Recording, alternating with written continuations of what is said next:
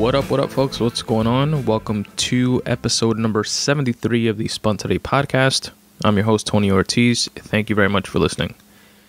In this episode, I speak about completing the 40th annual New York City 5-borough bike tour. Third time for me. I also speak about watching an HBO documentary of David McCullough called Painting with Words. I also watched a Louis C.K. masterpiece called Horace and Pete. And lastly, I wrap up the show by sharing a Spun Today Questionnaire response from fellow writer Steph Armstrong. If you're interested in any of that stuff, stick around. All right, so as you guys know, listening to previous episodes of the podcast, I've told you guys that I'm into bike riding, not motorcycles, bicycles. And I've been, and by the way, not on some like Lance Armstrong type shit. I do it once a year, pretty much, for the 5-borough. And I train for a few weeks beforehand. Like I've been telling you guys that I've been training for this year's 5-borough, and then the bike goes into the garage, and I don't see it for a year, approximately. So, but it's always a dope, cool experience. And like I've told you guys before, like when I bike ride, what I like most about it is taking in the city or whatever bike path that you happen to be riding on through a different lens that you wouldn't see walking through the same exact place or driving through the same exact place. The dope thing about the 5-borough is that you're not confined to just the bike paths or the streets and stuff like that.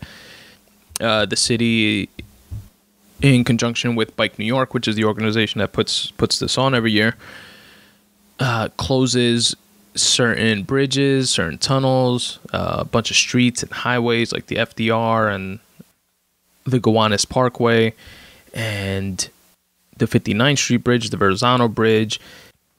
It closes out a portion of Central Park and just like regular streets like through Harlem and the Bronx. And obviously, you know, all 5 boroughs. It goes through Queens, the Bronx, Manhattan, Brooklyn, and Staten Island. You're riding through normally very busy streets, especially in the city, like Avenue of the Americas, if I'm not mistaken. I believe that's the one that they closed down, the one right in front of Radio City Music Hall, and shit like that. So it's like a dope experience in that sense, and you get to take in the city that way just once a year when they do this. And this year, this was my 3rd time doing the 5-borough with my boy Pablo. Shout out to Pablo. And my 4th like bike marathon thing. The first time ever out, I did the Hudson Valley, and it was the best, worst experience ever. And shit took, I don't know, it felt like 10 hours, but pretty much my brother, shout out to David, my boy Pablo, and I went on this bike tour, the Hudson Valley. This had to be like 5 years ago. And I didn't train that year. It was my first time like bike riding. I had just bought the bike. Went out a couple times, but didn't like take it seriously or anything like that. It was a 50-mile bike run. I figured, you know, I'll be slow, but whatever, I can knock it out. 50 miles ain't shit. And it was the fucking worst. I got cramps, like literally, like your what's it called, your quads like cramp up to the point that you literally cannot bend your leg. You can't grab and push and bend your leg physically, even if you wanted to. Like it just locks up. It's fucking so interesting. And you have to get out and like massage the muscle into it being able to bend again. And then you can, you know, go on pedaling. And yeah, it wasn't just me. It was happening to a bunch of people. You know, they fall off, not literally fall off the bike, but fall off the path, you know, like go to the side and like walk it off and like massage their quads out and like stuff like that. And then midway through, we were literally like around mile like 22 or something like that, like dead in the middle. Everybody's phone started going off with fucking typhoon flood warning type of thing. And it was literally a storm from there through the rest of the race. And it was either bike back 20 something miles or continue going the 20 something miles. So it was give us a dope story to tell after the fact, but it was like grueling and very hilly, and it was a bitch.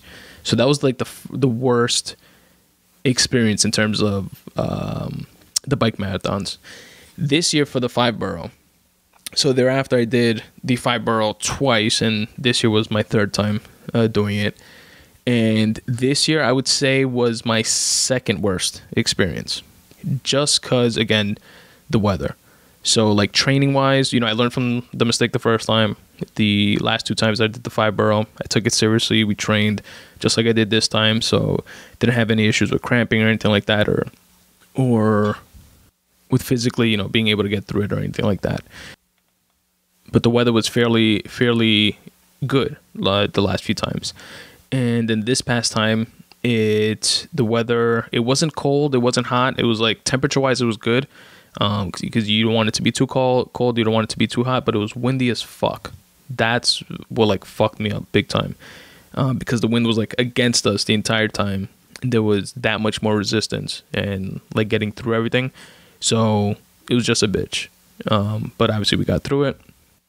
Historically, at least for me, when you get to the final stretch of the Gowanus Parkway, it's like you can't see the end of that parkway. It's like you can't see the end of an ocean. Like you can't see, like it's just as far ahead as you can see. Like you can't see the end of it. And like that part of it, it's like the last leg prior to the Verrazano Bridge, which is a bitch in and of itself. But getting past the Gowanus just sucks because it's always windy there regardless. And this time it was like extra windy. So I had to stop there. I stopped once there. Aside from we stopped at like 2 rest stops throughout. I stopped once on the Gowanus. I wound up having to stop at the peak of the Verrazano once I got to the top because it was just like maxed out tired. And then just finished off the race. And pro tip, and I guess I'd only be a pro to anybody who's done it once or twice, since I've done it 3 times now.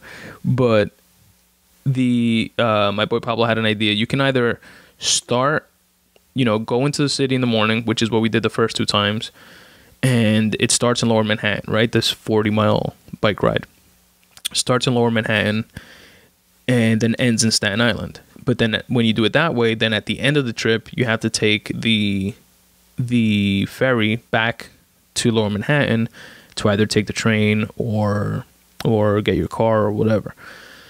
And this year, he had the idea to drive to, and it's a bitch because at the end, you literally have like 32,000 people trying to do the same thing.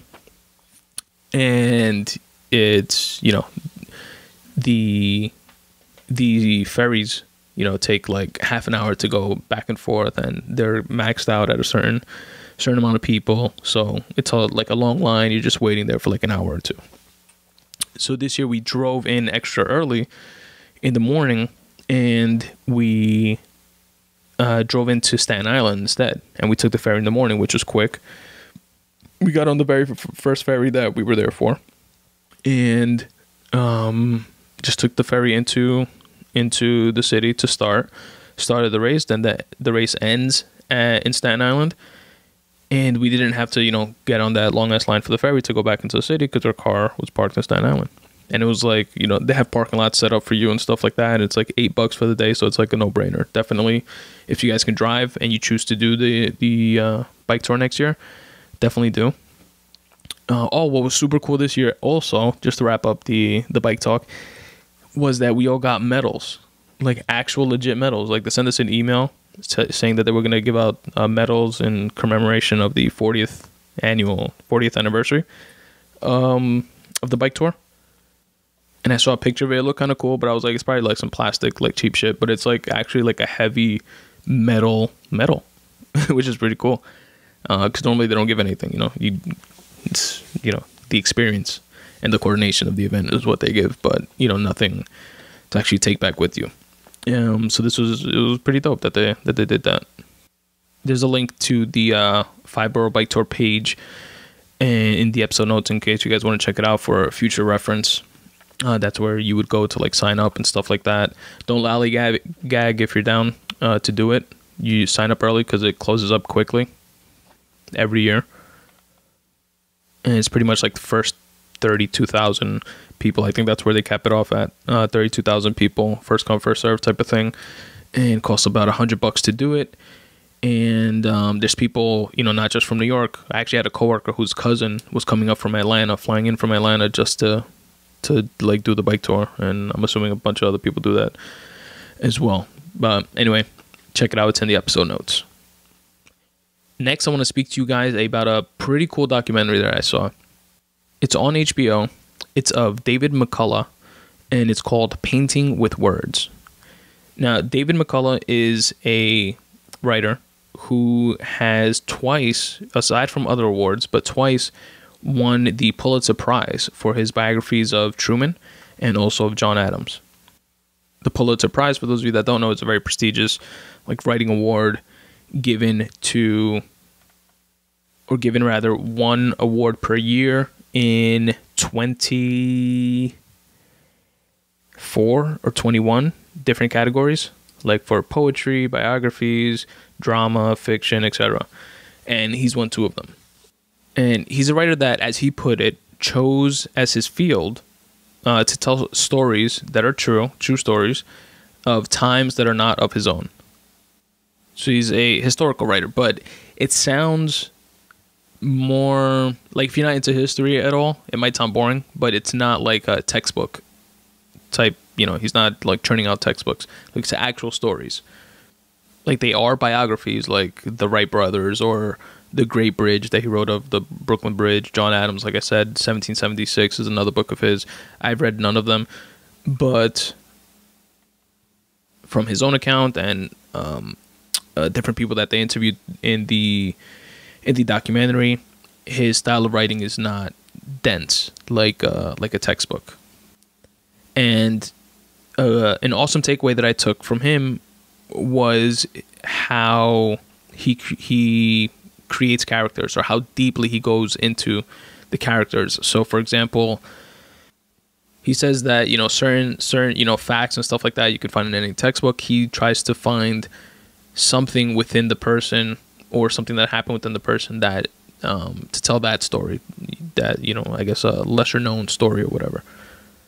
So in developing to write for Thomas Jefferson, he was in Pennsylvania, in what's it called? What the fuck is it called? I fucking went there on a road trip and everything, like a year ago. He signed the Declaration of Independence Hall. And he's there, and he read through his research that Thomas Jefferson used to climb up these really narrow, creaky stairs towards where the Liberty Bell is, which is where people would go up to fix the Liberty Bell and fix things on it and stuff like that. But Thomas Jefferson used to go up there and look over the entire city and clear his thoughts or whatever and stuff like that. So he took those walks as well, and he wanted to get into the character that was Thomas Jefferson, like on some Daniel Day-Lewis type of shit. You know what I mean? Like character acting type of thing. And he wants to know his subjects that deeply to write about them. And when someone has that type of dedication and passion towards their craft, towards what they're doing, it's no wonder they're 2-time Pulitzer Prize winning writers and so widely acclaimed. I actually want to get that book, the Great Bridge, because I actually, while I was doing the Boro, actually, while we were training for it, my boy Pablo told me that is either the oldest bridge in New York, or the first bridge in the country, or something like that. It would be interesting. It would be a nice introduction to David McCullough and his writing, especially after riding over it and stuff like that. It is an amazing bridge. Well, all bridges are pretty amazing, right? When you think about what they do, but it's dope. I would like to know the history behind it. I like his actual physical writing, not style, but his setup, the way he writes. He shows in the documentary, and he has what looks just like a little shack in the back of his house. Smaller than a garage, just probably the half of the size, or less than half of the size, probably a quarter of the size actually, of a 1-car garage. So it's this really small place, and he has no electricity in there. he has a little like a gas lantern in case it gets dark, and it has a few windows all around. He has, you know, books in there, obviously, and a typewriter, and that's it. And that's his writing space, and that's where he does all his writing. And of course, now I want to get a typewriter, like old school looking typewriter that's actually functional, just from seeing that. Although I can't imagine writing any like large works on a typewriter. Like I can't imagine the whole. Like I've told you guys, I use Scrivener, and I'm working on my first novel now, and having the ability to like move scenes around and just like see everything, look at the global perspective, would be lost in typewriting, I think. Or like my nonfiction book that I published, Make Way for You, check it out. And I didn't do that on Scrivener, I did that on Word. And then I wound up importing it into Scrivener when I got put onto Scrivener afterwards. But even in Word, you know, it's kind of different from a typewriter. I can't imagine writing on a typewriter, but I guess, you know, that's what you grew up on. That's what you grew up on. I remember as a kid, me and my brother had a typewriter before computers were like a common thing, and it was just a bitch. Like if you mess up a word, you have to like go back over it like 15 times with like the erase button or something like that. And I don't even know how it worked. Was it like whiteout that it dabbed on it or something like that? I don't know. Anyway, it would be dope to have kind of like as a novelty, like a cool old school typewriter. And two more things. Did you guys know that John Adams and Thomas Jefferson both died on July 4th of the same exact year? Me neither. And lastly, I just want to play a quick clip for you guys from the documentary, but it's actually from the trailer of the documentary, and I'll put the link for it so you can watch the trailer in full, so you can get a taste of what the documentary is more about, and see if you'd be into watching it. This was a very, very, very important takeaway to me, and probably like my main takeaway from the documentary that really resonated with me, and is something that I agree should be something that we, as writers or as just as people, right, as human beings, we put out there for future generations to come. The great thing about the arts is that you can only learn to do it by doing it. And if a child gets that idea early, that that's how you learn things, by doing it, that may be the most important thing you can give them. You can't learn to play the piano by reading a book about how to play the piano. You can't learn to paint without painting. You have to do it. And in doing it, you suddenly begin to see, by God, I can do this. And then after a while, I can not only do this, I'm getting better. Well said, Dave McCullough. And I couldn't agree more. Guys, again, check it out. It's called David McCullough, Painting with Words, and it's a documentary that's currently on HBO. Next up is Horace and Pete. Horace and Pete is a comedy drama. It's a dark, dark comedy drama that was created by comedian Louis C.K. Now, I've said this before and I'll say it again. I believe, and take this with a grain of salt because I may be biased because I listen to so many podcasts, of which a lot of comedians take part in. You know, a lot of comics have podcasts and they go on each other's podcasts and stuff like that. So I'm heavily exposed to comics. And so take what I'm about to say with a grain of salt. But I truly believe that comedians historically and definitely currently are amongst the most brilliant and eclectic minds of human beings. So you have you can have scientists and doctors and philosophers and historians and martial artists and et cetera, et cetera, et cetera. And what all those fields have in common is that they're kind of sort of like laser focused on what it is that they do. Writers, painters, etc. To me, and comedians are within the realm of comedy as well. But what they have to take in to enrich that comedy is everything. So they have to be, the way their mind works to me as a non-comic, so it could be way off.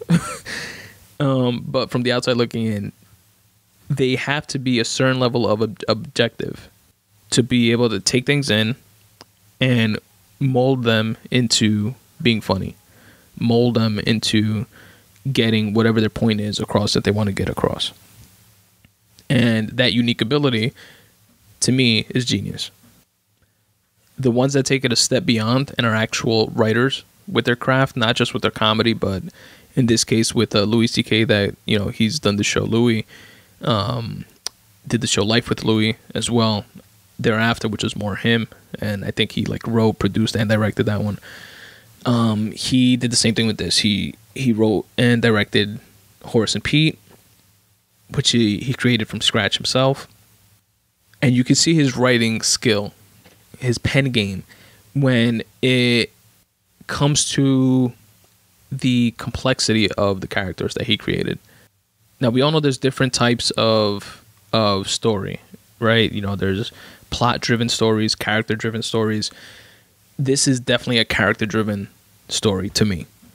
It's all about the characters, all about the going deep, past beyond the first layer of the person, and going deep into the character, and in doing so, addressing issues of transgender, mental illness, family, the relationships, alcoholism, sex, politics, aspirations, complacency. The writing is just fucking phenomenal, man. Louis C.K. he's a gem. He's just awesome. And I remember first hearing about this show when he did Maron's podcast, and he was promoting the show, and he was like crying describing it. And you know, some comics are known to be like in their heads and like in tune with their emotions to a certain extent. I wouldn't just call it like quote unquote emotional. But I found it weird until I started watching the show, and I was getting choked up throughout the series. And at that point was when like I truly appreciated like how much of his soul he like put into each character. Like, it wasn't just topical information like that's the funny guy, that's the slutty girl, that's the gay dude, that's the douchebag guy, that's the girl next door, that's the hardworking lady. That, you know, it wasn't just that. It's like each person was actually a person. And it was chock full of my favorite dialogue and monologues. Definitely my favorite. Hence these single random rants that I make you fine folks listen to. But in writing and movies and stuff like that, that's what I gravitate towards. Like Aaron Sorkin type dialogue and just like sick monologues. The cast consisted of Steve Buscemi, which did an amazing job, Edie Falco, Alan Alda, and he had a bunch of comics, which was super cool, just like a nod to comedians. A bunch of comics on there that I recognize, again, from podcasts, which was Kurt Metzger, Nick DiPaolo, Dov Davidoff, Mark Normand. Kurt Metzger's character was one of my favorites. And there was actually a cool political scene that, what I like about it too is that like certain issues that or all the issues that I mentioned earlier, like mental illness, politics, like shit like that he addressed throughout the series, that you kind of leave with thinking like, huh, that is true, or oh, I didn't think of it that way.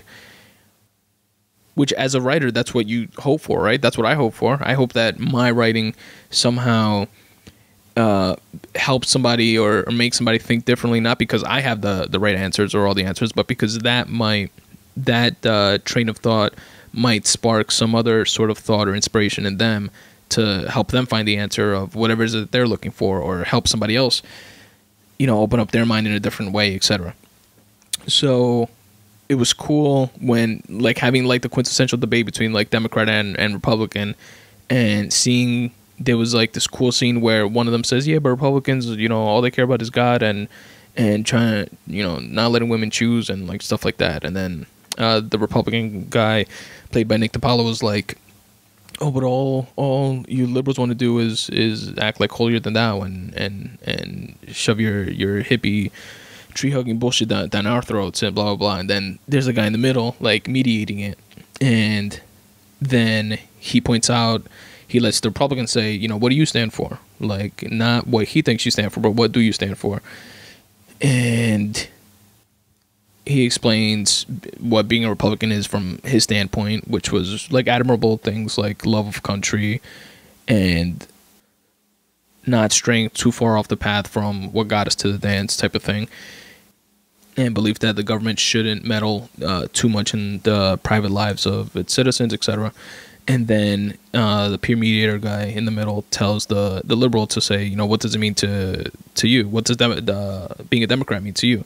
And then he explains admirably as well things like, using our current technologies and financial abilities to help lift others because we can, and that shouldn't be seen as a bad thing, etc., etc. So it's stuff that they could agree on. So the peer mediator guy completely diffused the situation and made them both kind of sort of see each other in a different light.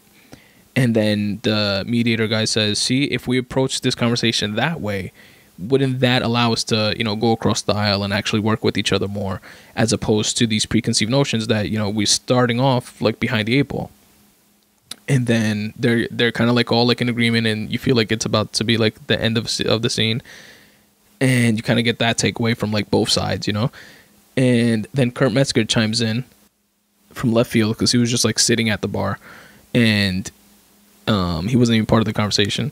He just chimes in like saying, what the fuck, you're assuming that's what they want. They don't want that shit. It's just about teams, my team versus their team. They just want to beat each other. That's it. That's what it's about. Like that team mentality type of thing. It's a sick show, man. It has like also like for me like a touch of nostalgia because I worked like my first jobs were in bars, and I worked like probably 4 or 5 years in bars and restaurants, 2 of them, and like you get like that riffraff of different types, not riffraff in a negative way, but just like that influx and that flow of like just different minds and different types of people, like in and out, all just like living life, but like in their own ways. And it's interesting to see that on screen. And a good point, like my brother pointed out, it's kind of like it feels like a play because there's no like bullshit, like laugh tracks and stuff like that you see in sitcoms. Now, the last thing I'll say about the show that I want to play a little clip for you guys is back to what I was saying of like each character being like very deeply developed. And what I'm about to play for you guys is a small clip of just like a very side character. It has this one scene in the entire series, just a random drunk guy that tries to hit on the bartender / owner lady, played by Edie Falco. And he has his little monologue and says something to the effect of that everyone has a story. Check it out. Okay, that's fine. That's fine. I was just trying to connect with you, and I can see I just don't mean a hang to you at all. But that's how it always is. See, that's what happens when I reach out. I make myself vulnerable to a new person. It's classic. I reach out. I talk from my heart. I put my feelings on the line, and it's like I don't even exist. Like I was never born. Right? Like my parents never met, like they never had me, or my brother. See, I'm a person. I have a story. That's right. I either watch my brother every night because they worked every night, and then one night they don't come home. So I took care of him, and now my brother's happy, and he's strong because I raised him. I raised him good. And only 2 years older than him. And now he doesn't talk to me. And look at me. I struggle, and so I appear weak. And people don't, no one wants to look at me. People don't want to look at the weak because it reminds them of their own weakness. But what they don't get is that when someone's struggling, it means he's strong. He's strong because the weak don't struggle. They just die. So whatever you think of me, I'm alive. I'm alive. So go ahead. Ignore me. Go about your day, even though I'm the one who made you feel special. Just like my brother. Just like my brother, when I gave him the strength to neglect me, I put you on a pedestal, and now you can't see me. But so fine. So do whatever you want. It's just typical. I've come to expect it. That was such an important scene to me, like a big takeaway. It resonated with me a lot because I feel that we are very much so, I know I am, and I think a lot of people are, so much so like in our own heads that we're kind of like the protagonists, right, of our own stories. But we don't realize that everybody else has their own story, like this character said. We intellectually, we understand that, right, obviously. But I don't feel that we internalize that enough and realize that, you know, other people are going through their own shit and factor that into the way that we communicate with them, the way we interpret what they're seeing, and, you know, we, in a case like this, like blow them off. And that scene with that character made me look at every other character in Horace and Pete, in the story, in that way, like a lot more deeply, and recognize a lot more depth for each other character, which is like genius in and of itself of the writing and putting that monologue into the story. So again, if any of you are interested, it's called Horace and Pete, and there are links in the episode notes for you guys to check out. You can purchase the entire season directly from Louis C.K.'s website for $31, or if you want to try it out, I believe the breakdown is $5 for the first episode, $2 for the second episode, and then every other episode is $3 each. There's 10 episodes total. But definitely check it out however you can. It's one of the best complete series that I've seen. Alrighty, now let's wrap up this show with a Spun Today Questionnaire response from fellow writer Steph Armstrong. Steph Armstrong, you guys can check out on Twitter. Her Twitter handle is at Steph, S-T-E-P-H, Eenie, spelled E-E-E-N-I-E. So Stephanie, basically, with all the extra E's. And Stephanie has a free workbook for creatives that's coming out on the 27th. I'm assuming of this month of May. And it's called Find Your Flow, a quick start guide to getting your creativity back. So let's take a look and see what Steph had to say and to share with us by filling out the questionnaire. Question number 1. Relating to your craft, do you remember the first thing you ever wrote or created? If so, what was it? Steph wrote, I can't say I remember the details. I definitely remember writing some boy band fiction when I was in middle school for my friends. Sounds pretty cool. I don't know exactly, I'm ashamed to say, what any like fan fiction is. I was never into that. But my understanding is that it's, you know, pretty much just writing fiction and using the in this case, like the boy band as like characters within your fiction. So I'm assuming something to the effect of, oh, Justin Timberlake came to, you know, junior high school 210 and sang for us, and he picked me out of my sea of friends at the prom, and I danced with him on stage, and it was magical, blah, blah, blah. Like that type of thing, I'm assuming. It's cool to see, like, people's evolution, though. Like, different things that they used to be into. I mean, we all go through phases, right? Especially, like, in our preteen and teenage years and stuff like that. Me, for example, I can get just as motivated or just as into Eminem, Jay-Z, Tribe Called Quest, whatever, as like back in the day when I was like in middle school actually, or very early high school, as I could get into Truly, Madly, Deeply, Savage Garden, or God Must Have Spent, NSYNC, or sometimes Britney Spears, or, you know, like those types of songs, which I probably shouldn't be admitting publicly, but whatever, fuck it. We're all eclectic beings into a bunch of different types of things. All right, so let's go on to question number 2. What inspires you to write or create? Steph responded, I'm a big believer in finding inspiration nearly everywhere. While bursts of inspiration can sometimes come from seemingly nowhere, that's not exactly accurate to say. Every moment of creativity has a source. At some point, a seed was planted. Anytime I catch myself saying, oh, or that's interesting, I make a mental note, or more often, an actual note, in my phone, on my hand, wherever. I'm never short of ideas. Whether or not those ideas are good ideas is up for debate. But in a general sense, I feel a compulsion to create. It's just a part of who I am. And when I deny that part, I feel its impact on my general mental health. So whether I have an idea that feels worth exploring or not, knowing this is vital to who I am and inspires me to keep moving forward. Very well said, and I couldn't agree more.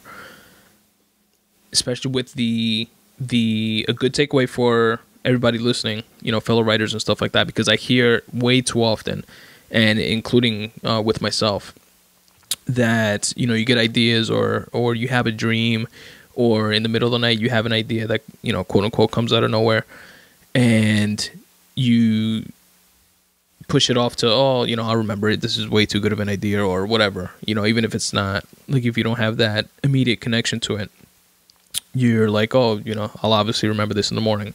Then morning comes, or later on, and poof, it's gone, and it doesn't come back. And that happens way too often. Don't let stuff like that go. Take Steph's advice and literally write it down. Write it on your phone. You know, there's a bunch of apps out there. Your phone comes with writing apps. You can download a bunch of free apps, like Day One that we've mentioned in the past on the podcast, Evernote. Scrivener has an app for your phone, which is not free, but I use it, and it's pretty dope because it works very easily and seamlessly with your Scrivener on your computer. And, you know, you update something to the computer, it pops up on your phone, like once you sync it, and it's literally like a button that you click that syncs it, and vice versa. So, like, I write a lot on the train, and I click sync. When I come home on the computer, everything that I updated, all my notes and stuff, are on the computer as well. So it's pretty dope. But the point is, write it down. Write it even on your hand, if necessary. I use, like, notebooks a lot, and I heard Joe Rogan mentioning a different comic. I think it was Ari. Speaking about Ari Shafir, I believe. And if it's a different comic, I apologize, but they were speaking about ideas, you know, the same exact topic, and saying that their notebook is like a net for ideas.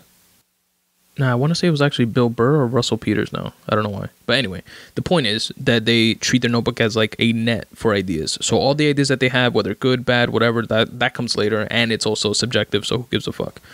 All the ideas that you have, treat that notebook as like your net for ideas. You're just catching ideas, and by catching them, I mean writing them down, and you have them for later. That's it. You caught them. They're in your net. What you do with them thereafter is a separate process, but just in terms of pinning them down, write them down. The second part that was very interesting to me was the whole part about when you deny, you know, exercising your craft, you notice an impact on your general mental health, which I was actually having a conversation about this with my wife recently, and she was like that she sees me like more calm lately, and not as frustrated as I used to be, or like a snappy, etc.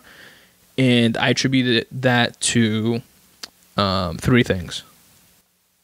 meditating, which I've actually been on my longest streak of going on like 2.5 months now, meditating every day for 10 minutes a day, and also to writing and podcasting, because they're both like my outlets.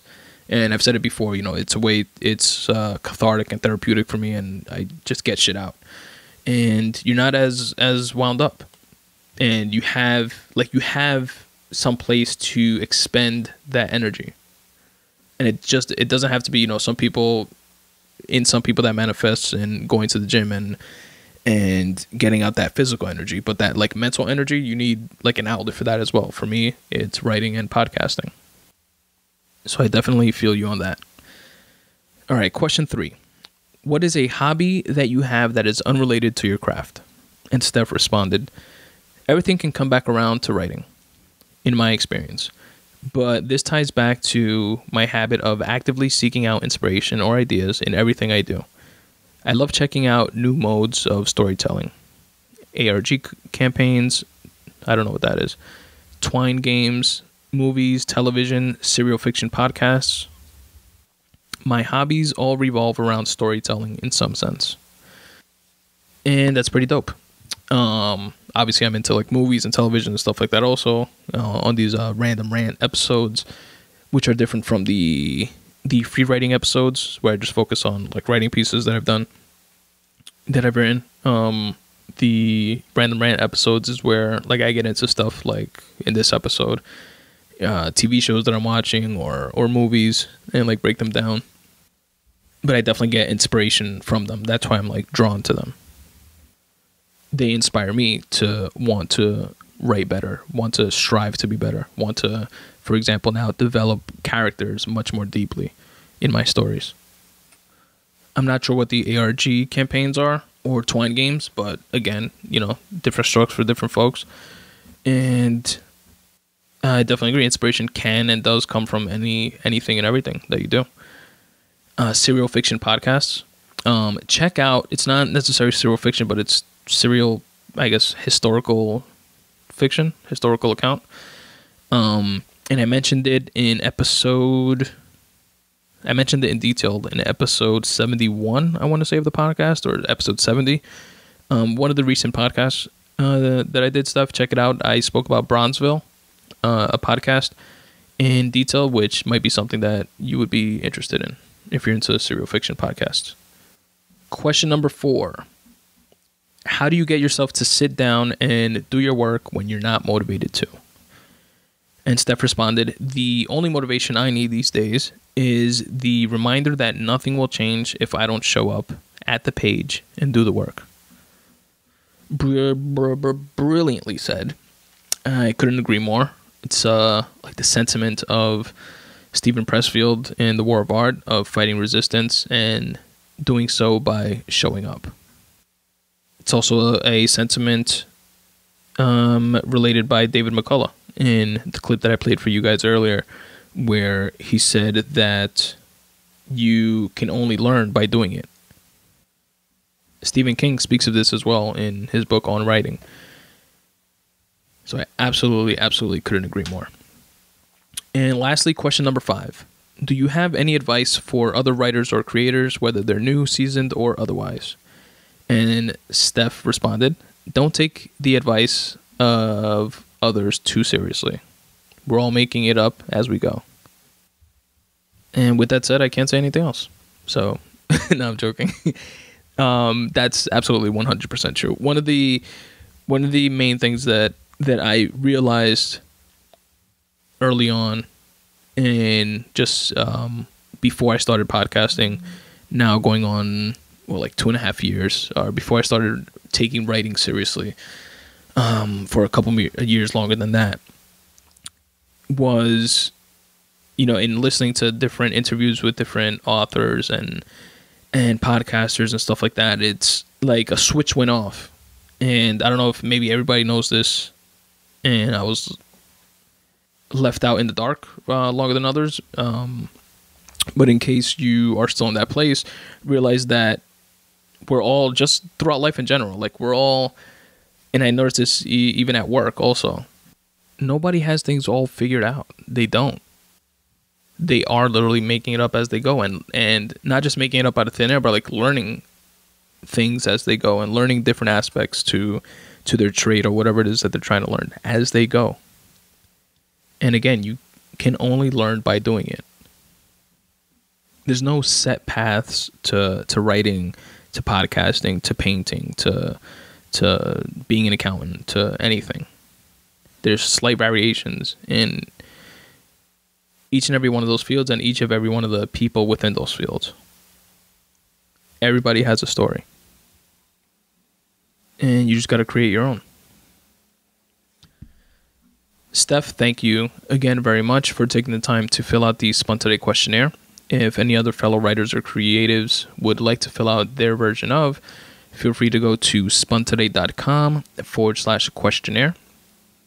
And again, you all can follow Steph on Twitter at Stephanie, spelled STEPHEEENIE. And remember that on the 27th of, I believe, May 2017, she has her workbook coming out, a workbook for creatives, which is free. And it's called Find Your Flow, a quick start guide to getting your creativity back. And that's the episode for this week, folks. If you want to stick around for a few more minutes, I'll clue you in on a couple ways you can help support me and the podcast. But if you got to go, I understand. Thanks for tuning in, and I'll check you out next time. So you know the drill, folks. There are several ways you can help support this or any podcast. And a very, very big way to do so is by rating and reviewing the podcast and subscribing to it. Whether you listen on iTunes, on Stitcher, on Pocket Casts, on Google Play, on iHeartRadio, on TuneIn, on YouTube, on Tumblr. There's a shitload of places you can listen to the Spun Today podcast, and each and every one of those places allows you to rate and review the podcast. Please do so to help it rise in ranking and give it more exposure to others that may be interested in it. Another way you can help support me in the podcast is by signing up to the Midday Monday Boost Letter. It's my weekly newsletter, which I send out every Monday at noon, hence the name. See what I did there? And what you will receive is 5 things that I'm interested in, which is photography, podcasts, words, quotes, and videos.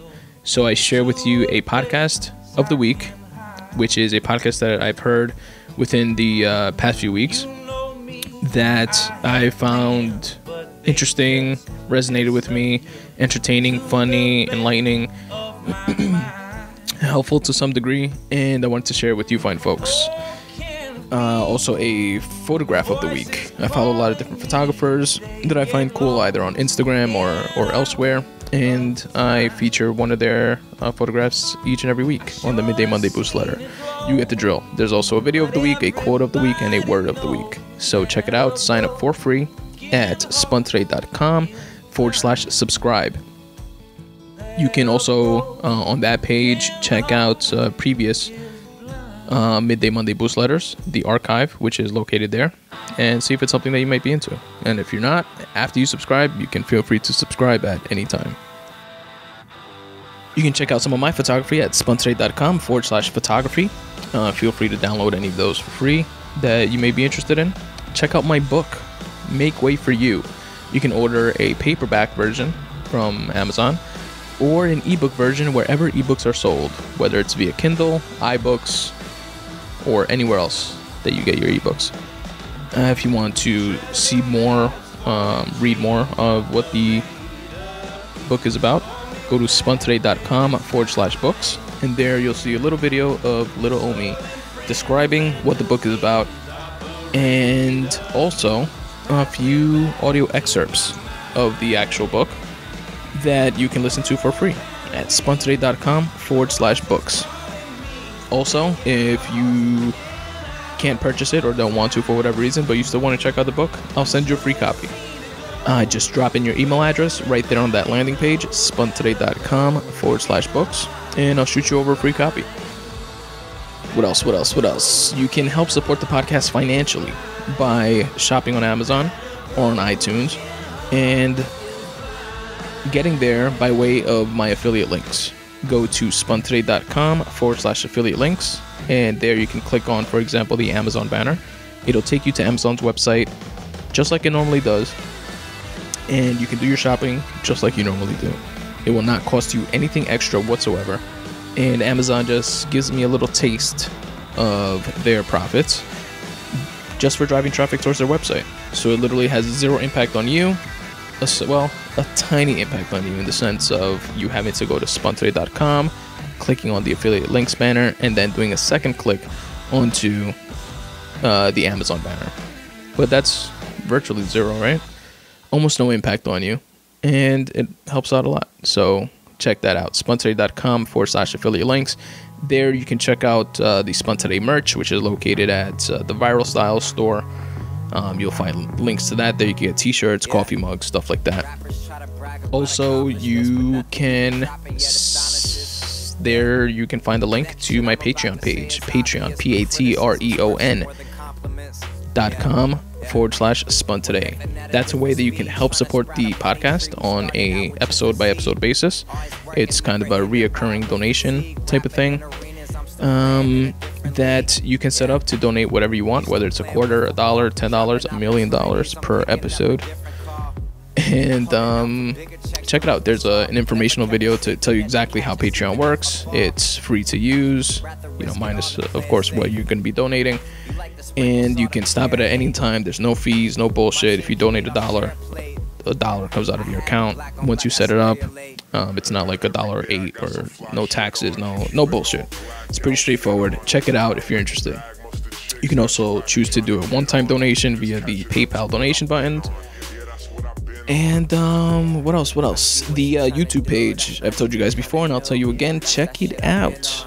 The YouTube page. I do release the podcast in its full version on the YouTube page, but I also cut them up into more digestible pieces per topic on the YouTube page. So check that out. Just search for Spun Today within YouTube. And follow me on social media, as always, at Spun Today on Instagram, or at Spun Today on Twitter. I gotta remember to put pictures and shit from the 5 Boro tour. Somebody remind me to do that, or I'll remind myself. I just say that to remind myself, actually. My wife gives me shit about that all the time. She's like, I'm not gonna remember. And I'm like, yeah, I know. But me telling you to remind me actually does the reminding for me. Anyway, at Spun Today on Twitter, at Spun Today on Instagram, and like the Facebook fan page, facebook.com/Spun Today. And lastly, as always, folks, substitute the mysticism with hard work and start taking steps in the general direction of your dreams. Thanks for listening.